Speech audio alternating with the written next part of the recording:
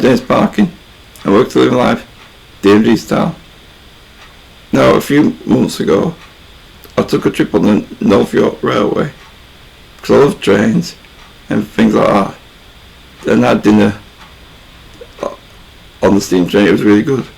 And on that video, I said I was going to go to the National Railway Museum in York in 3 months' time. But this week, I decided to go to the National Railway Museum. I've been before, but it was a few years ago. So I decided to vlog it this time and really tell you all about the museum, because I really enjoy it. There is something I'm really interested in. So quickly, let's get into the video.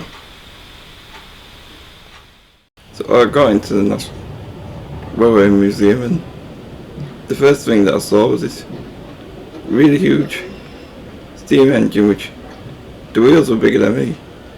This was called the Evening Star, and this was actually the last type of steam engine that was ever produced in the UK in 1960. Really big train.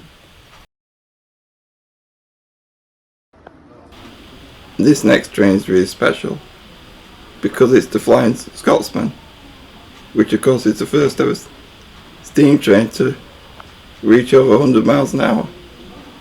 And it's such a special train, such a privilege to see this thing up close.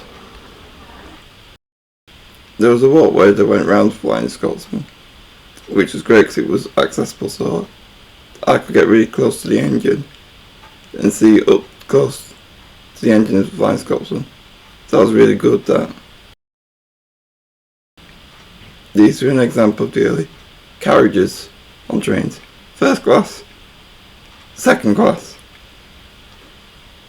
and third class, also known as cattle class. All are shown on this diagram.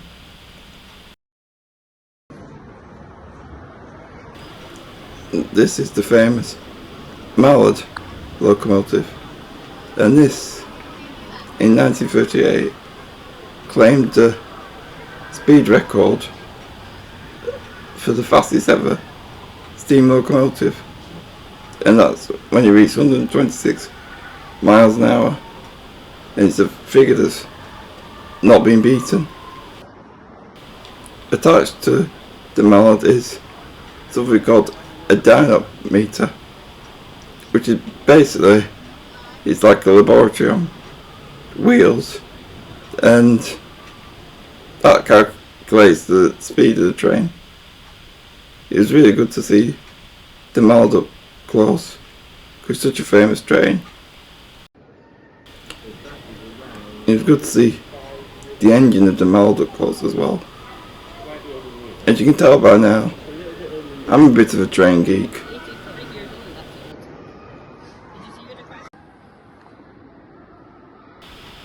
Just the sheer scale of the size of some of these trains were something that was unbelievable, really. As you can see by how small I look here.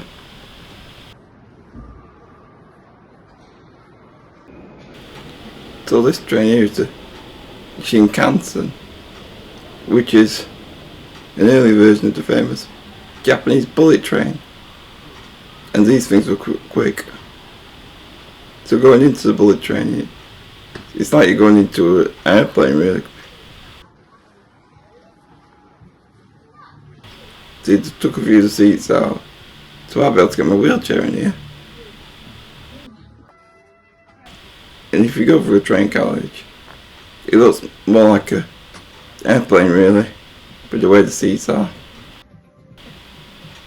My wheelchair fits in just perfectly. Konnichiwa. This is a carriage from the late 1800s, and it was in service till 1935. And then it had a second life. There's some allotment sheds, hence why it looks all weathered. And so that's a really good piece of recycling that an old carriage that was found used for something else.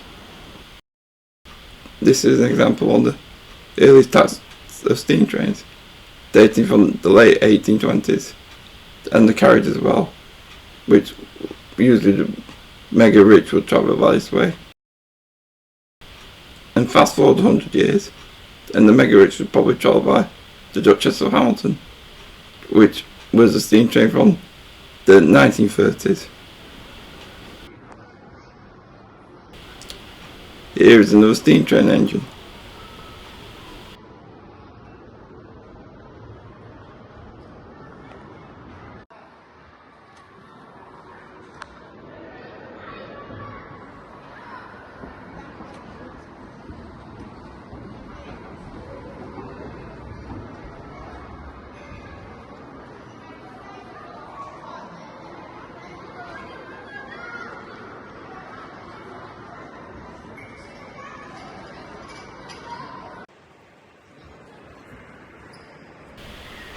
This is an example of the length of a traditional steam train, which is quite long, and behind it is an example of a luxury dining car. You may remember one of these from a previous video when I went on the North York Wales Railway. I sat in a Pullman dining car, which wasn't too different to this.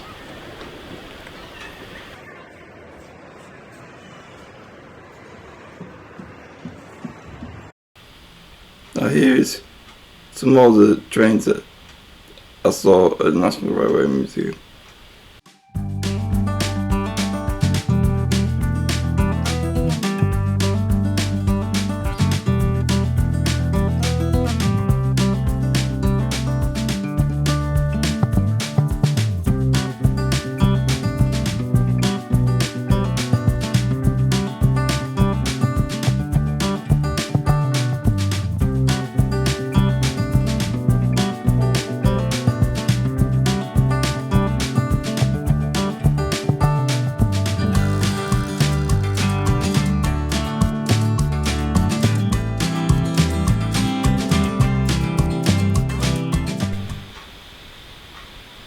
Now, I hope you enjoyed watching this video about trains and my visit to the museum, and I really like going there, and I find it really interesting.